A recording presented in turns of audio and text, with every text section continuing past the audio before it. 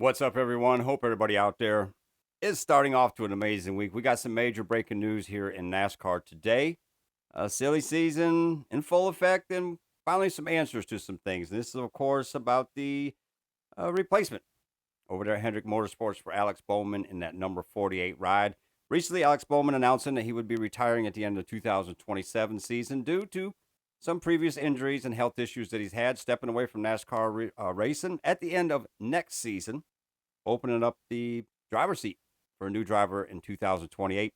That was announced today, and to not the surprise of a lot of people, Connor Zilisch, name over there, is the new driver for Hendrick Motorsports in the number 48 Ally Chevrolet, beginning in 2028. So not next year, but beginning in 2028. So one of the things I want to do today is I want to talk about some of the rumors, because this put a lot of rumors to bed today, but now this sparks some other things that we got to look at. And there's a lot of people talking about, why would Hendrick be taking a guy who's 34th in points this season, speaking of Connor Zilisch, and placing him in one of the most coveted rides in NASCAR? So one of the things I want to do as well is take a look at some of the comparisons of things with Trackhouse, with Hendrick Motorsports, and just see where things pan out. And we're going to go more into this right here. Now, also, one of the things that this does is, again, ends the rumors, because we had different people thinking Carson Hocevar was going to go over there and join Hendrick Motorsports in that 48 car. Now, obviously, Carson Hocevar just signing a new contract extension with Spire Motorsports, where he is quite at home right now. Quite honestly, one of the best Chevrolets out there on the track this year. So it would be kind of strange to see him step away from this. But yeah, if Hendrick was coming looking for you, you'd kind of want to go. But you know what? A great partnership over there. So I'm glad that one stuck together. Now, also, this also brings up the talk about Corey Day, because a lot of people are thinking Corey Day would be in this ride. Now, this ends that speculation right there. But I want to take a look at some of the things that I could see happening with him right here. And also, who replaces Connor Zilisch over there at Trackhouse Racing? So we want to take a look at some of these things. Now, there's some other rumors that go along with this and things that could happen. I'm going to get to that here in a moment. But one of the things I want to take a look at right now is, again, some people are saying, different people said that this kind of diminished the value of Connor Zilisch this year by being at Trackhouse with the performance that's taken place. Yes, Connor Zilisch is out there sitting 34th in points. Not the place he wants to be at all. And quite honestly, when you look at the point standings, you look at it, there's only one car that's ran all the races throughout this season, 24 races, that's behind him in points. That is Cody Ware, who sits 34th in points. And when you look at the guys behind him, it kind of makes it look a little bit worse as well, because you got Casey Mears, who's only had 3 starts this year, who's 36th in points. And you got Connor Zilisch's part-time teammate, Kevin Magnuson, out there. He's only started 1 race. He's sitting 37th in points. So only started 1 race and just 3 spots in the point standings behind a driver who started 24 races.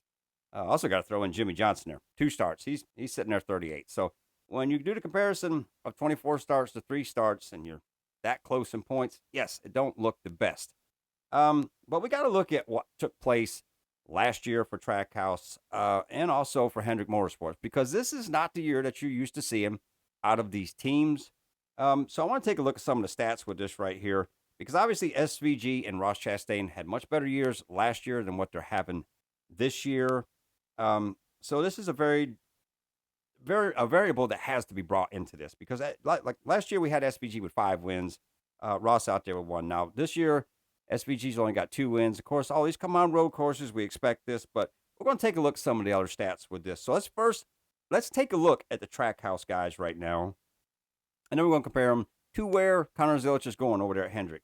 So if we look at Trackhouse guys right now, we got SVG, who's got 2 wins this year. Obviously, these are coming on road courses again. He's got 5 top 5s, 7 top 10s, sitting 16th in points. So obviously not where they want to be, but they are inside of the cut line right now, sitting 16th.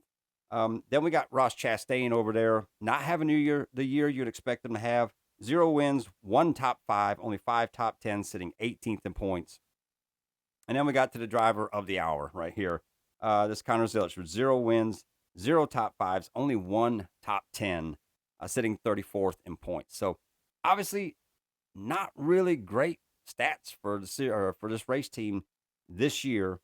But again, now we got to look at Hendrick Motorsports, where Zilisch is going to. And we take a look at this. We got Chase Elliott out there, only a couple wins this year, which that's great for him. 6 top 5s, 9 top 10s, sitting sixth in points. Then behind him, we got Kyle Larson with 0 wins, 8 top 5s, 12 top 10s, sitting eighth in points. Then we got William Byron, again, 0 wins, only 4 top 5s, 11 top 10s, sitting 12th in points. And this is just wild to think because when you think of this, you would think William Byron and Kyle Larson would have wins by this time this year. They don't. But yet Trackhouse has got a couple wins there, matching them up pretty much. And then we got Alex Bowman over here, who he's going to be replacing, has 0 wins, 3 top 5s, 5 top 10s, sitting 29th in points. And Bowman did miss a few races this year. So those are asterisks beside that because obviously he didn't have the opportunities to be up in the points for the stats that they've had right there. But again, when you look at this, neither one of these teams are having the years that you're used to or you're expecting them to, and it's showing in the stats.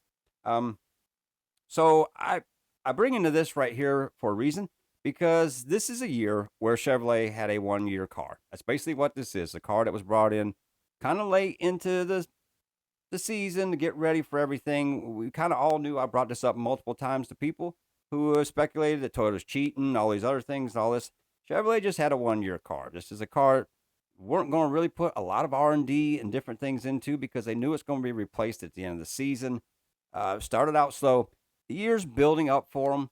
But again, this is why I look at Spire as a great opportunity for different people because Carson's out there doing it. And I think they're one of the top Chevrolets right now. But I do think when we get to the next season, 2027, we're going to see a difference. And I can see Trackhouse being more valuable for a driver like they've been in the past. So we got a lot of questions with that now because now we got to look at who's going to replace Connor Zilisch over there. Where do these other people go that were in the rumor mill names and everything else? And before we get to that, there's one other thing out there because I've seen different things about the sponsorship because obviously Connor Zilisch and Red Bull have a strong partnership. And Connor Zilisch has got a long future in NASCAR racing. This is something that I could see them coming over with them to Hendrick Motorsports. Now, right now, Ally has a contract through the end of 2028. They signed a new deal in 2023, a 5-year extension. So they're there as primary sponsor on that car throughout the 2028 season. So it will be the Ally Chevrolet out there with Connor Zilisch behind the wheel. You can see Red Bull as an associate sponsor.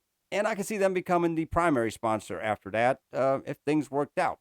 Now, the reason why I bring this up is because we got to look at age of some drivers, some things that are going on.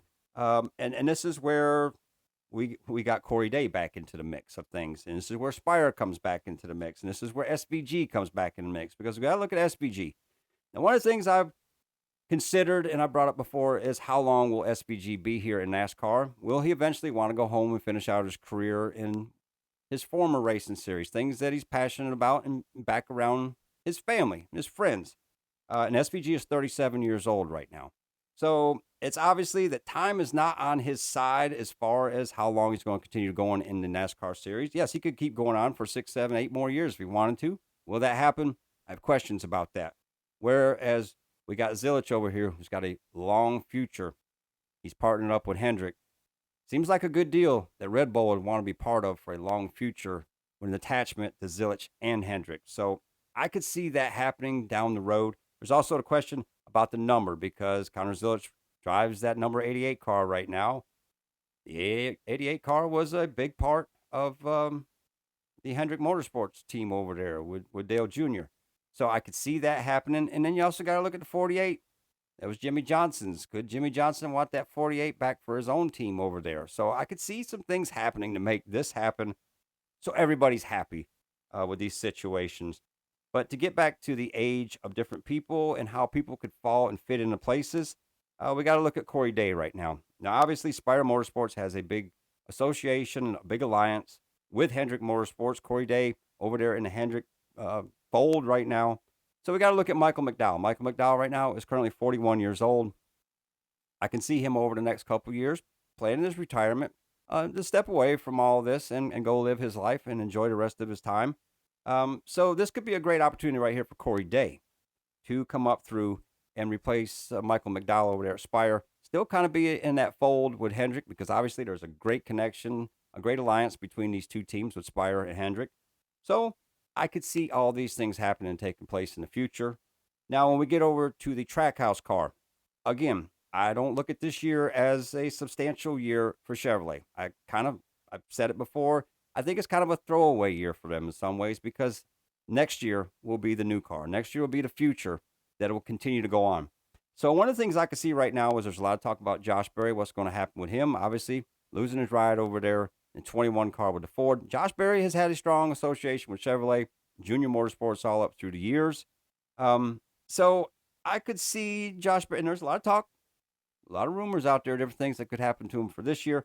One of the things I could see would be him going back to Junior Motorsports to run the O'Reilly Series for 1 year, with that seat being open for him to come to Trackhouse in 2028 when Connor Zilisch steps away. I think it would be a great run for him.